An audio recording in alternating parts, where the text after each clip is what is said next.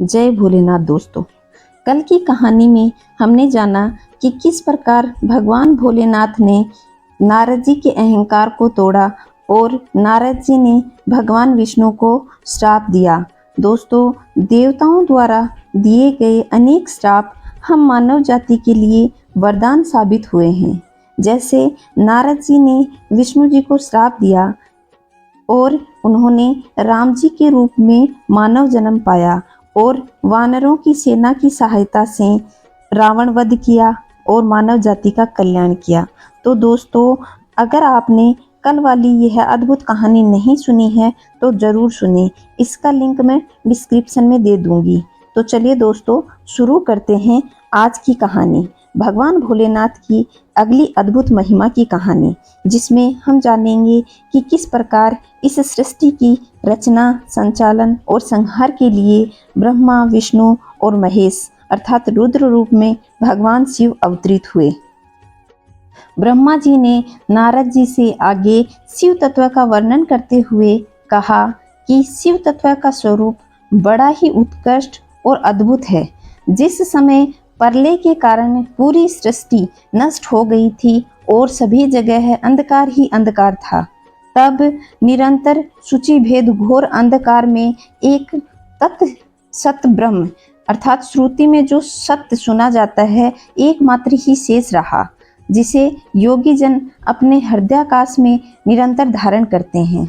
इस सत्य के कारण भगवान शिव अपने आप को एक मूर्ति रूप में कल्पना की और इस मूर्ति को संपूर्ण ऐश्वर्य और गुणों से संपन्न किया और सर्व ज्ञान में किया। यही मूर्ति बाद में सदा शिव कहलाई और विद्वान इन्हें ही ईश्वर के स्वरूप में पूजते हैं।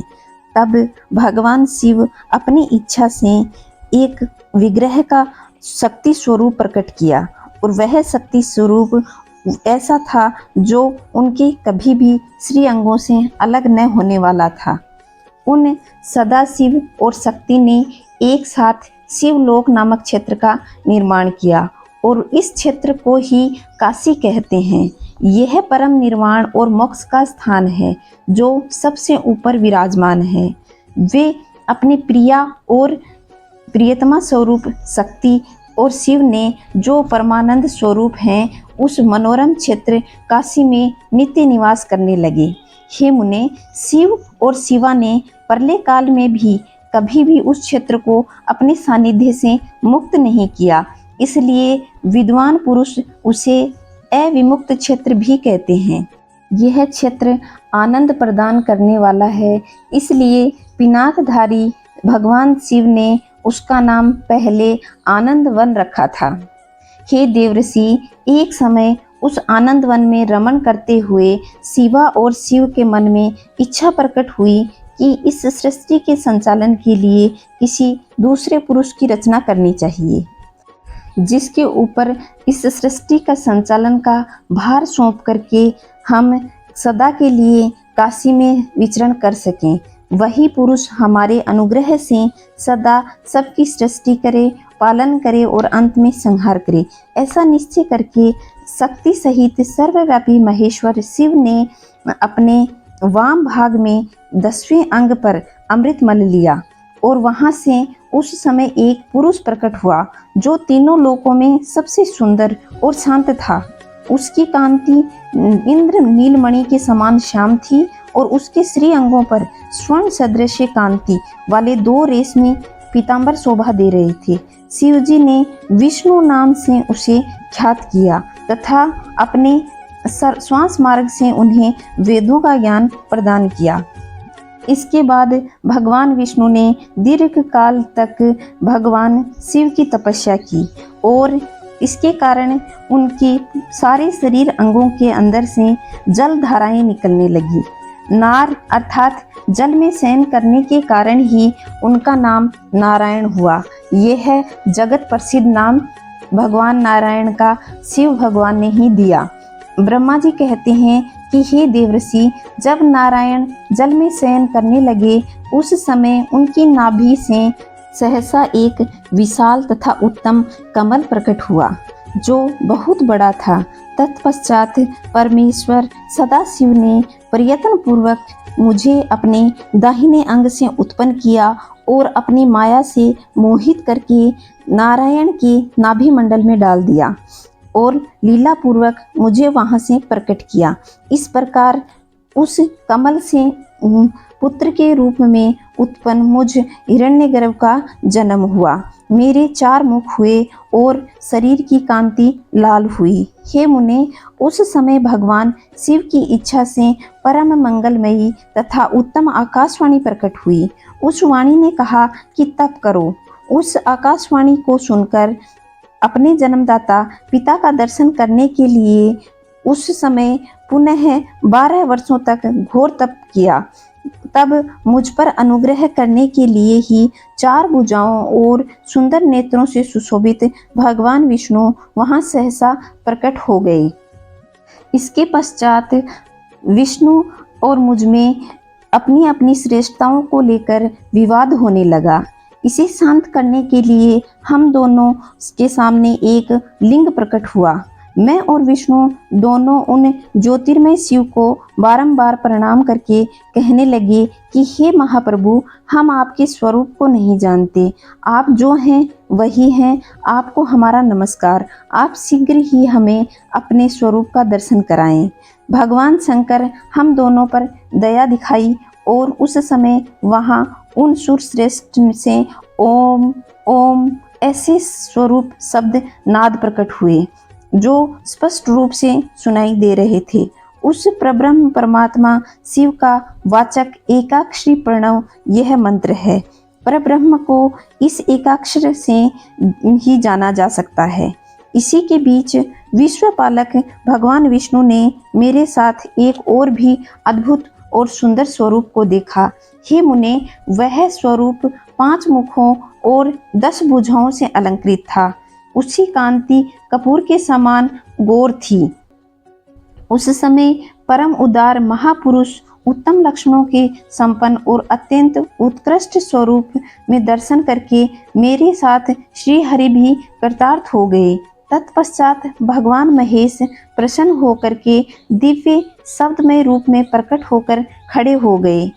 उस समय संपूर्ण धर्म अर्थ का साधक बुद्धि स्वरूप अत्यंत हितकारक गायत्री मंत्र भी प्रकट हुआ। 8 कलाओं से युक्त पंचाक्षरी मंत्र नमः शिवाय तथा मृत्युंजय मंत्र, चिंतामणि मंत्र और दक्षिणामूर्ति मंत्र को भगवान विष्णु ने देखा। इसके बाद भगवान विष्णु शंकर को तत्वमसि वही तुम हो यह महावाक्य कहा। इस प्रकार उन 5 मंत्रों को प्राप्त करके भगवान हरि विष्णु शिव की स्तुति करने लगे और तदंतर उन्हीं की स्तुति करते रहे। भगवान विष्णु की स्तुति को देखकर करुणानिधि महेश्वर प्रसन्न हुए और उमा देवी के साथ वहां प्रकट हुए। भगवान विष्णु ने पूछा कि हे देव, आप कैसे प्रसन्न होते हैं? आपकी पूजा किस प्रकार की जाए? हम लोगों को क्या करना चाहिए? कौन सा कार्य अच्छा है, कौन सा बुरा है? इन सब बातों को हम दोनों के कल्याण हेतु आप प्रसन्न होकर बताने की कृपा करें। भगवान शिव प्रसन्न होकर हम दोनों से कहने लगे कि मेरा लिंग रूप सदा पूज्य और सदा ध्येय है। लिंग रूप से पूजा गया मैं प्रसन्न होकर के सभी लोगों में अनेक प्रकार के फल दूंगा तथा साथ ही उनकी अभिलाषाओं को पूर्ण करूंगा। आगे शंकर जी कहने लगे कि मेरा पार्थिव मूर्ति बनाकर आप दोनों अनेक प्रकार से उसकी पूजा करें। ऐसा करने से आप लोगों को सुख की प्राप्ति होगी। हे ब्रह्म, आप मेरी आज्ञा से इस सृष्टि जगत की रचना कीजिए और हे विष्णु, आप इस चराचर जगत का पालन कीजिए।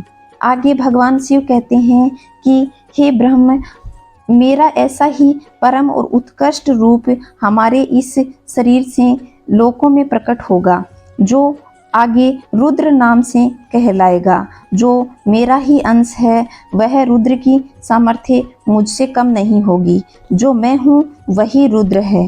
पूजा की दृष्टि से जो मुझ में है वही रुद्र में है। हम दोनों में कोई अंतर नहीं है। मेरा ही शिव स्वरूप है। हे महामुने, उसमें परस्पर कोई भेद नहीं करना चाहिए। वास्तव में सारा विश्व मेरा ही स्वरूप है। मैं, आप और ब्रह्मा तथा रुद्र जो प्रकट हुए हैं, ये सब के सब एक ही स्वरूप के हैं।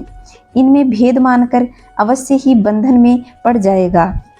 आगे शिव कहते हैं, हे विष्णु, आप मेरी आज्ञा से जगत में मुक्तिदाता बने।